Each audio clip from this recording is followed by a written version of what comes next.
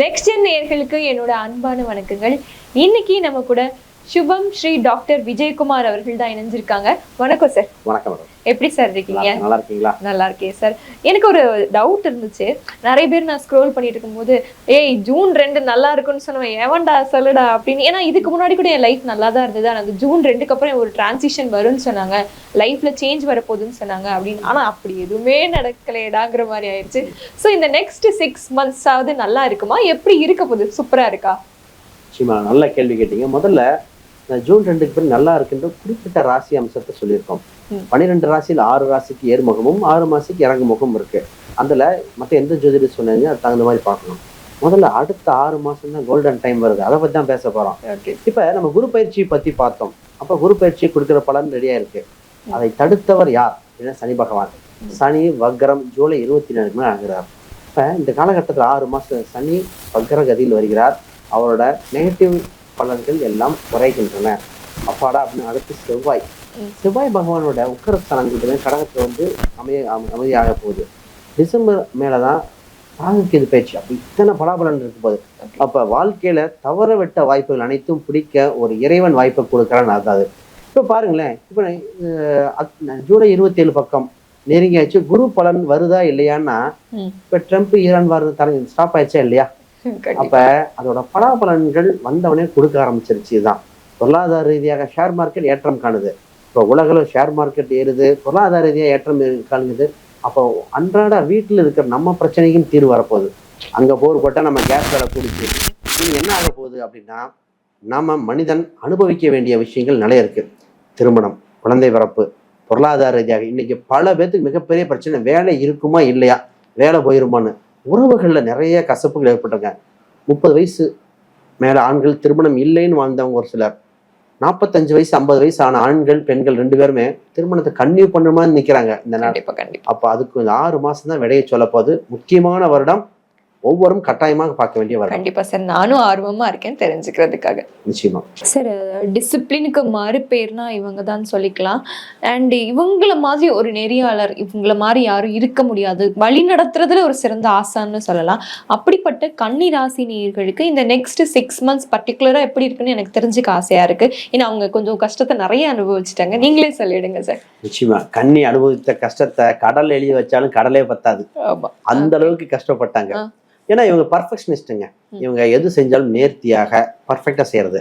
நெட்ரிக்கன் திரைப்படம் குற்றம் குற்றமே அங்கப்பாங்க. ஏன்னா இவங்க நல்லது எல்லாத்துக்கும் நல்லது செய்ய விரும்புவாங்க. அந்த மாதிரி சிறப்பு வாய்ந்தவங்க. அப்ப நம்பி நம்பி மோசம் போனது, நல்லது செய்யணும்னு நினைச்சு அதாவது வளர்த்த கடை மாறல பாஞ்சதெல்லாம் இந்த பலதை அனுப்பிச்சிட்டாங்க.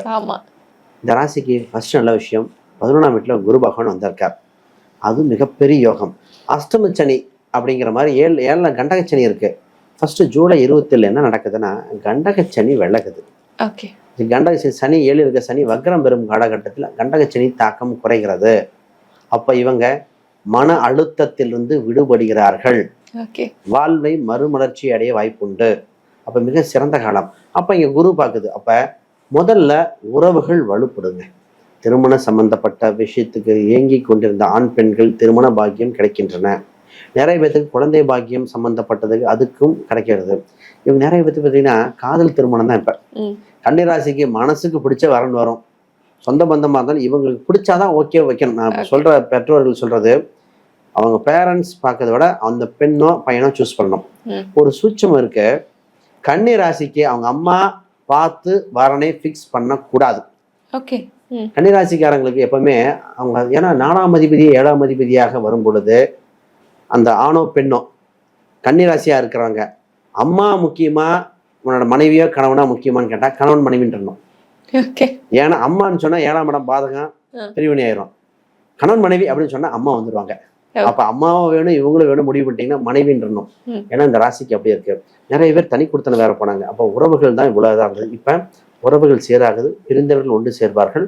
இந்த காலகட்டம் கடைசியா நிறைய பேர்த்துக்கு உறவு வச்சுக்கலாமா, அதாவது உறவு நீடிக்குமா நீடிக்காதா, பிரிவினை பிரிஞ்சு வந்துருவோமா, ரிலேஷன்ஷிப் இப்படி இருக்கே அப்படின்னு யாரு 15 வருஷம் வாழ்ந்தவங்க கேட்டது, குழந்தைக்காக பாக்குறேன் அப்படிங்கிற மாதிரிலாம் இப்போ அதுதான் இது ஃபர்ஸ்ட் விஷயம்.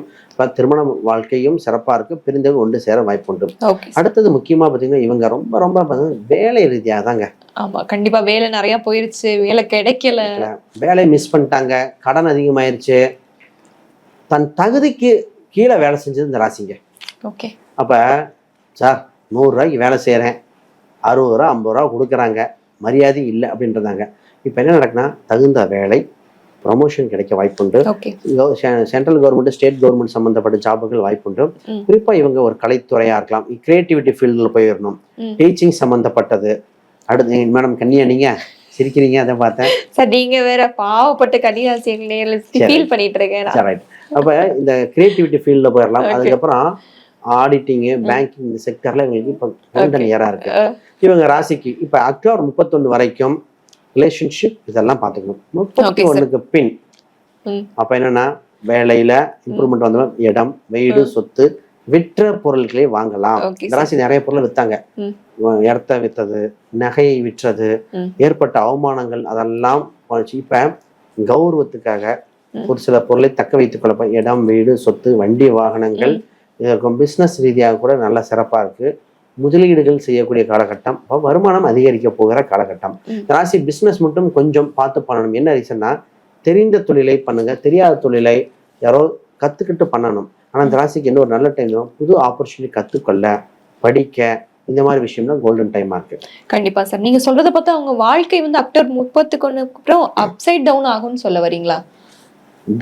டவுன் சைடு அப்பா மாறப்போகுது. டவுன் சைடு அப்பா மாறப்போகுது. எதுல இருந்து எதெல்லாம் இறங்கிட்டு இருந்தா நினைச்சாங்களோ அதெல்லாம் எதெல்லாம் வீக்கா இருந்ததோ அதெல்லாம் பிளஸ்ஸா மாறப்போகுது. ஆல்ரெடி நீ டவுன் ஆகுறதுக்கு ஆல்ரெடி டவுன்ல தான் இருந்தாங்க, பள்ளத்தாக்கத்துல இருந்து உச்சத்துக்கு வர போறான்னு சொல்லுவேன். கஷ்டப்பட்டாங்க இந்த ராசி, நீதான் மேல போற போறாங்க. அப்சைட் டவுன்ல நீ பிளஸ் தான் எங்களுக்கு. பிளஸ்ஸா இருந்தா தான் இந்த ராசி இருக்கும். ஏன்னா உலக அளவுல மாறுதல் ஏற்படுது. அப்ப இந்த காலகட்டம் இவங்களுக்கு நல்ல சிறப்பா கொடுத்துருதுங்க. Okay sir. இருந்தாலுமே எனக்கு முக்கியமா கவனமா இருக்க வேண்டிய ஒரு விஷயங்கள் இருக்குல்ல, 3 விஷயங்கள் எனக்கு சொல்லிருங்க சார் இந்த கன்னிராசி நேயர்களுக்கு. கன்னிராசி அன்பர்கள் 7ல் இருக்கிற சனி 6க்கு நோக்கி பயணிக்கும் போகும்போது உணவு பழக்க வழக்கங்கள், ஃபர்ஸ்ட் வயிறு, அடிவயிறு, கிட்னி ஸ்டோன் சம்பந்தப்பட்டது இது மாதிரி வர வாய்ப்புண்டு. அதர் ப்ரிகாஷனா இருந்திருக்காங்க. நம்பர் 1. ரெண்டாவது பாத்தீங்கன்னா இவங்களுக்கு அக்டோபர் 31க்கு பின் குரு அதிசாரத்துக்கு வரார். ஒரு விரயம் பண்ண வேண்டி வரும். அது சுப விரயமா இருக்கணும். சுப விரயம்னா திருமணம் சம்பந்தப்பட்டதா இருக்கலாம், இடம் வீடு வாங்கலாம், இந்த மாதிரிலாம். தெரியாத பொருளை முதலீடு செய்வது, ஃப்ரெண்ட்ஸுக்கு பணம் கொடுக்குறேன்னு சொல்றது, அதெல்லாம் பண்ணக்கூடாது. அப்ப ஜாமீன் கையெழுத்து போடக்கூடாத காலகட்டம் போயிட்டு இருக்கு. ஜாமீன் கையெழுத்து போடுறது. அப்ப இன்னொன்று இவங்களோட வருமான டிரான்சாக்ஷனை இவங்க வேலையாட்கள்கிட்ட நெருங்கிய இருக்கட்டும், இவ்வளவு வருமானம் வருது அவங்க உண்மையும் சொல்ல வேண்டாம். இப்ப சில காலம் கழித்து சொல்லிக்கலாம். இதான் முக்கியமா. Okay sir. இவங்களுக்கு வழிபட வேண்டிய பர்டிகுலர் கோயில்கள், தெய்வங்கள் யாராவது இருக்காங்களா சார்? நிச்சயமா. இவங்க இப்ப கெட்டியாக பிடித்து வழிபட வேண்டியது சப்த கன்னி வழிபாடுகள், கன்னிமார் தெய்வங்கள், காவல் தெய்வங்கள் இவங்களை தலைமுறைக்கும் காக்க போகுது. இப்ப இதெல்லாம் ரொம்ப முக்கியம். ஏன்னா இந்த காலகட்டத்தில் எது பிரச்சனையோ அவங்ககிட்ட சரணடைஞ்சிருது. அப்ப காவல் தெய்வ வழிபாடுகள்லாம் ரொம்ப சிறப்பாக இருக்கும். அடுத்து இவங்க ஒண்ணு மட்டும் பண்ணிக்கணும்னா ராகுக்கு எது 6, 12 இருக்கு. அப்ப இந்த ஜீரண சக்தி எல்லாம் கொஞ்சம் குறையும். அப்ப மேக்சிமம் இங்கிலீஷ் மெடிசன் போகாம சித்த ஆயுர்வேதையும் கொஞ்சம் பாருங்க. அதுக்குண்டான வழிபாடு தன்வந்திரி என்ற ஒரு தெய்வம் தான். கண்டிப்பா சார். நீங்க சொன்ன மாதிரி இவ்வளவு நாள் நான் கஷ்டப்பட்டுட்டு இருந்தேன், இப்பதான் என் லைஃப்ல சேஞ்ச் வருது அப்படின்னு கன்னிராசினியர்கள் நடந்திருந்தா, சார் சொன்னது உண்மையா இருந்தா மறக்காம கமெண்ட் பண்ணுங்க, நானும் தெரிஞ்சுக்கிறேன். நன்றி சார்.